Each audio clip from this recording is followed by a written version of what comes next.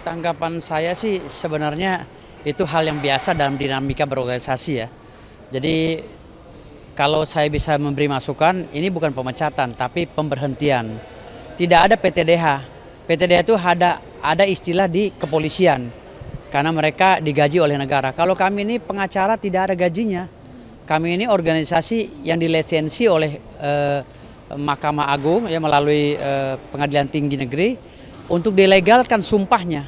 Jadi kalau ada istilah pemecatan itu tidak elok bagi kami yang tidak mendapatkan gaji dari pemerintah gitu loh. Kami hanya diberhentikan karena melanggar administrasi. Kalau memang melanggar administrasi harus ada proses kode etik ya, sidang kode etik di Dewan Etik. Namun saya tidak pernah diperiksa secara profesional. Lalu yang ketiga, saya ini tidak tahu masalahnya apa saya diberhentikan dari advokat KAI.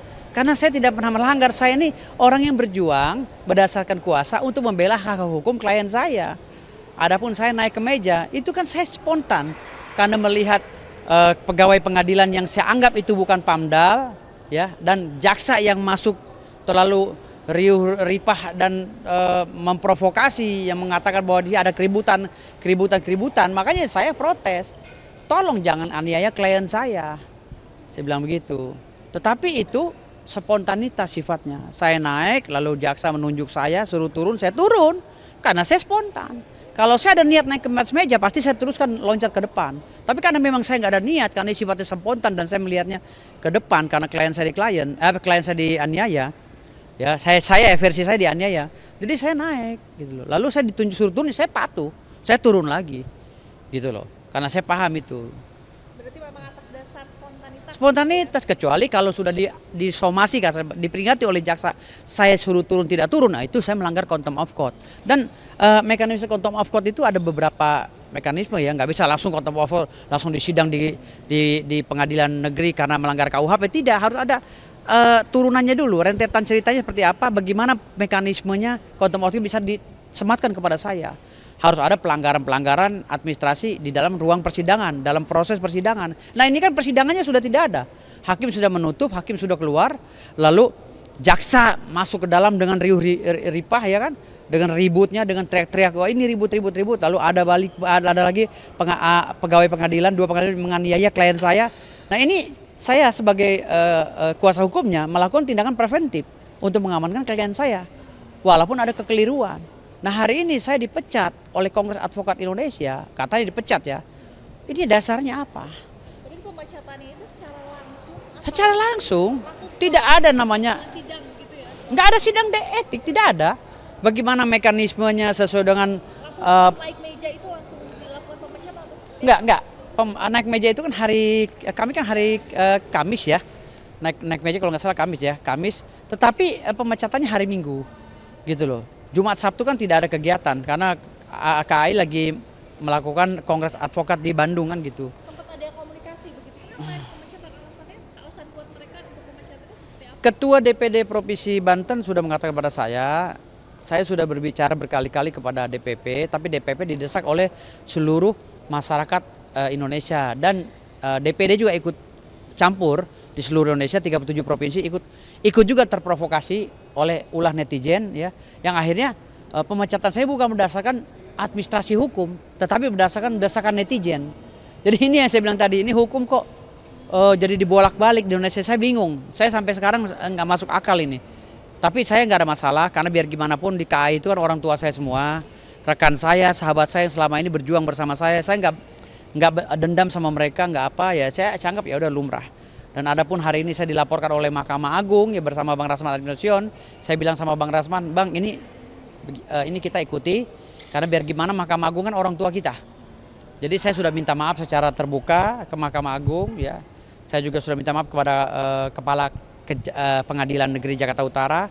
Jadi adapun mereka marah ini ya saya tidak menjadikan ini satu masalah yang besar karena ini miskomunikasi antara kami dengan keluarga besar hukum ya, penegak hukum ya. Saya anggap ini biasa. Anggapnya teguran dari orang tua kami gitu. Ya. Oke. Tanggapan saya sih sebenarnya itu hal yang biasa dalam dinamika berorganisasi ya. Jadi kalau saya bisa memberi masukan, ini bukan pemecatan tapi pemberhentian. Tidak ada PTDH. PTDH itu ada istilah di kepolisian karena mereka digaji oleh negara. Kalau kami ini pengacara tidak ada gajinya. Kami ini organisasi yang dilisensi oleh Mahkamah Agung ya melalui Pengadilan Tinggi Negeri untuk dilegalkan sumpahnya. Jadi kalau ada istilah pemecatan itu tidak elok bagi kami yang tidak mendapatkan gaji dari pemerintah gitu loh. Kami hanya diberhentikan karena melanggar administrasi. Kalau memang melanggar administrasi harus ada proses kode etik ya, sidang kode etik di Dewan Etik. Namun saya tidak pernah diperiksa secara profesional. Lalu yang ketiga, saya ini tidak tahu masalahnya apa saya diberhentikan dari advokat KAI. Karena saya tidak pernah melanggar, saya ini orang yang berjuang berdasarkan kuasa untuk membela hak hukum klien saya. Adapun saya naik ke meja, itu kan saya spontan karena melihat pegawai pengadilan yang saya anggap itu bukan PAMDAL, ya, dan jaksa yang masuk terlalu riuh ripah dan memprovokasi yang mengatakan bahwa dia ada keributan. Makanya saya protes, tolong jangan aniaya klien saya bilang begitu.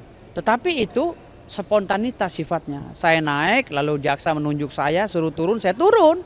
Karena saya spontan. Kalau saya ada niat naik ke atas meja, pasti saya teruskan loncat ke depan. Tapi karena memang saya nggak ada niat, karena sifatnya spontan dan saya melihatnya ke depan, karena klien saya dianiaya, ya versi saya dianiaya.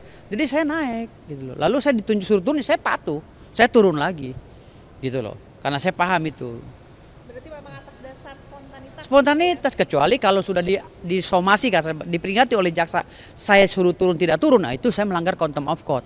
Dan mekanisme contempt of court itu ada beberapa mekanisme ya, nggak bisa langsung contempt of court, langsung disidang di pengadilan negeri karena melanggar KUHP, tidak, harus ada turunannya dulu, rentetan ceritanya seperti apa, bagaimana mekanismenya contempt of court bisa disematkan kepada saya.